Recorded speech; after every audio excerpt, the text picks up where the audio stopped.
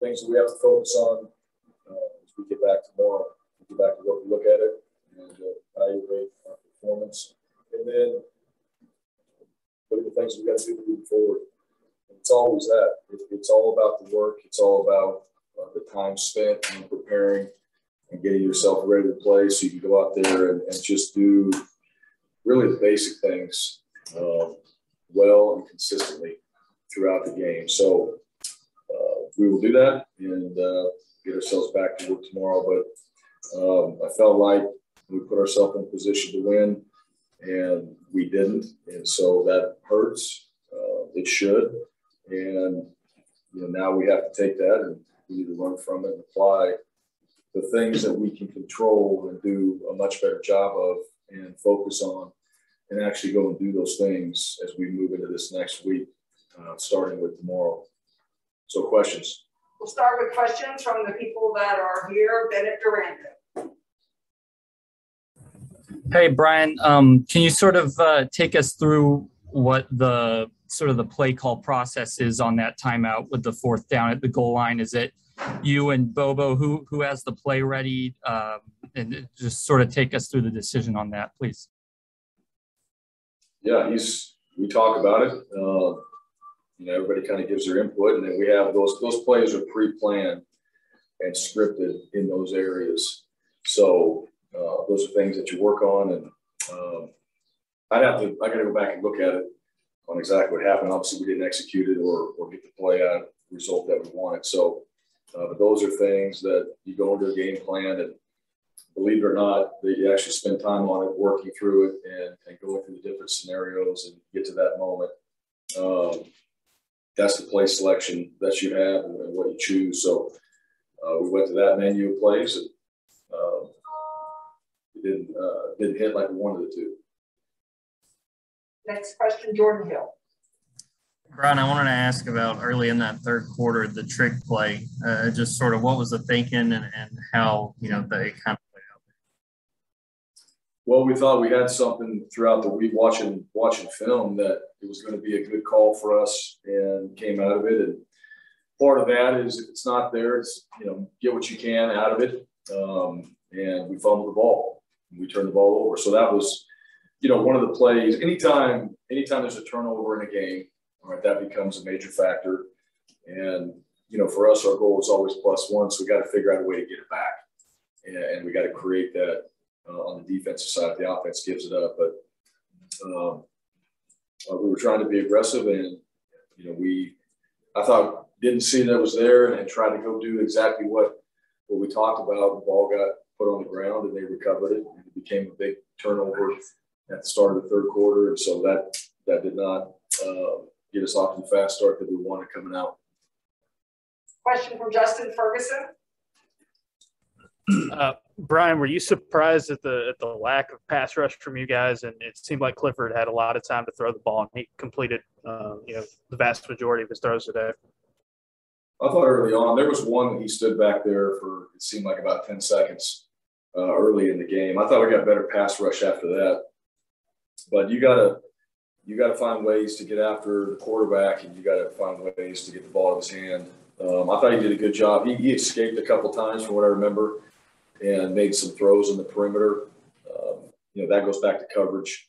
So we got to be able to plaster long enough when guys get out of the pocket. But ultimately, yeah, if you can get after the passer and create some of those lanes that he's got to work through, and he's good and he's mobile and he's able to do those things. So I didn't think that we would keep him in the pocket the entire time. But we've got to do a better job of that. And then if guys are scrambling, we got to continue to keep covering our man and not give him a throw down the field, or at least make it a contested catch and try to get a hand on the ball. Question from Mark Murphy. Hey, Coach, could you talk about your assessment of the passing game tonight for you guys? Well, we're 185 yards. Yeah, not good enough. That's really, we needed to hit some explosive plays. We had opportunities to do that. We need to catch the ball, and we need to be in the right areas in the pass concept. So that just goes back to those are things that we have to work on this team. And those are things that have to be continually focused on, and they got to become priorities for everybody involved in order for us to go out there and execute those concepts that we have in there. But ultimately, we got to come down with the ball. We got to make some plays, and there were opportunities to do that, and we needed to hit some of those. And we'll go back on Sunday and work on them. We'll get better at them. There'll be other opportunities in games moving forward as well. But explosive plays become a difference in any game, not just this game. But when you can hit some of those explosives in the past game, and we did. We hit a few of them. We want to create more of those. I think we gave ourselves some opportunities to do that. But we just got to go finish on those plays, and that will continue to be a work in progress as we go through this season. Next question is Brian Matthews. Yes, Brian, back to that fourth down play there late in the fourth. Was the play to go to Kobe Hudson, or was it a play where, you get lined up and Bose just sort of picks the best opportunity that he sees? And how do you feel like it came out there? Well, it's a little more calculated than that, but there are 4 options on it. There's really 5. And Kobe was one of them. I just saw, the kind of the first of the play, the ball went up, and he was out of phase with where the throw was. But to answer your question, yes, there's 5 possibilities on that play right there. So we give ourselves the best chance to get somebody in the end zone. I don't know. I'd go back and before I make any comment on, was that the right decision? You got to go back and watch and see, where the progression starts. And that's really the one thing at the quarterback position. Sometimes those plays don't work out, and the main question is, well, he made the wrong read. Not necessarily. Sometimes either it's a route, it's the defense doing a good job in their coverage. And so we'll assess that tonight as we watch the film on the plane. We'll look at it and make corrections tomorrow. But ultimately, you want to give yourself a better chance in that situation right there. I don't know if that was a decision, but we've run that thing quite a few times. We made some really good plays on it. So, I trust that what he saw out there, we'll look at it and we'll learn from it and we'll go from there. Michael Gittens. Coach, can you talk a little bit about the time management strategy in the second half? You burned some timeouts early there and were left without timeouts at the end of the game. Can you talk about that a little bit? Which one in particular are you talking about? Before the fourth down play. Yeah, well, we did that to see what was happening on that play there. So that was one that we used in that situation there. And as the game went on, then we were having to use them really in the 2-minute mark, right? And we did do a good job because I think we had maybe 40 seconds left and we got the ball back. So, where they were and what we had a chance to do, I thought we managed that to where we could get the ball back and have a chance to go down and score. Now we'll review that as well and look at all those things, but sometimes you use timeouts because you may not be in the right position. You want to see something and you want to make sure that you have the right call on critical downs. Fourth down is one of those. And so that's why we used one of them early. And then the rest of them, I think, were in the kind of a 2-minute situation, get the ball back, and then we were out of timeouts. We'll finish up 2 more quick questions. First will be David Oven and then Nathan King. David? Yeah, Brian, what do you feel like you learned about your team tonight? I think there's a lot. I didn't see anybody that was on the field. Nobody quit.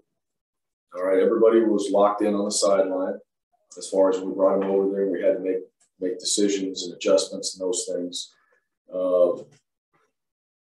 And then there's plenty of work to do. I mean, that's one thing. And, this loss, I mean, it should burn. We came here and we played a really good Penn State team on the road, and we give ourselves an opportunity to go win the game. Those are games that you want to win. Those are games that we came here to win.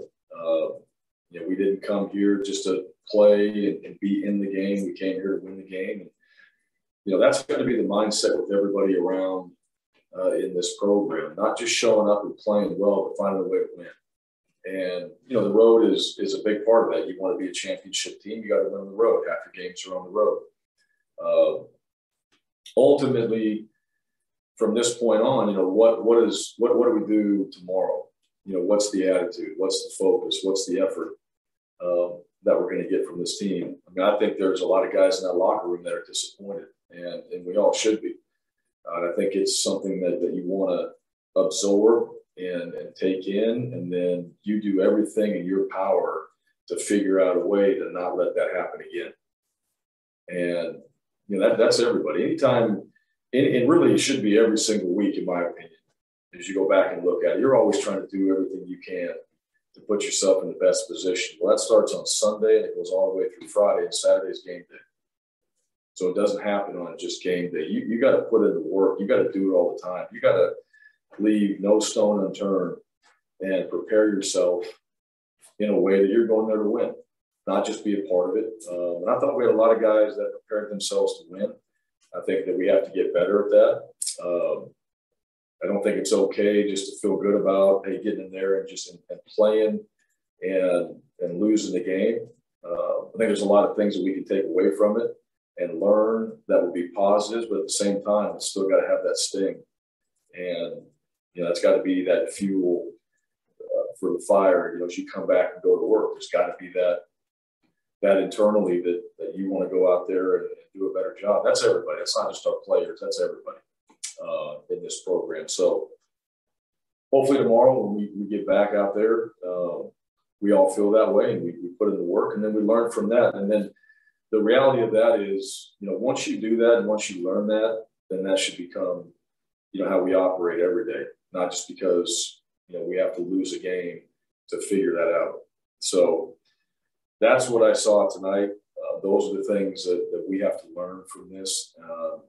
That's what Auburn football, in my opinion, should be about as we move forward, and everybody involved should feel that same way. So, you know, those are the things that we're working through. Those are the things that we want to create. Those are the things that we want to have in this program week in and week out. We want to be consistent. We want to be able to put ourselves in a position every game we play to win. And it takes a tremendous amount of work and focus to do that. Nathan King. Bryan, we didn't see Owen for a good bit of that second half after he came off with that injury. Do you have any update on his status? I don't. He didn't go back in the game. He was out there, so I don't have anything else to tell you that way. I'll know more tonight and tomorrow.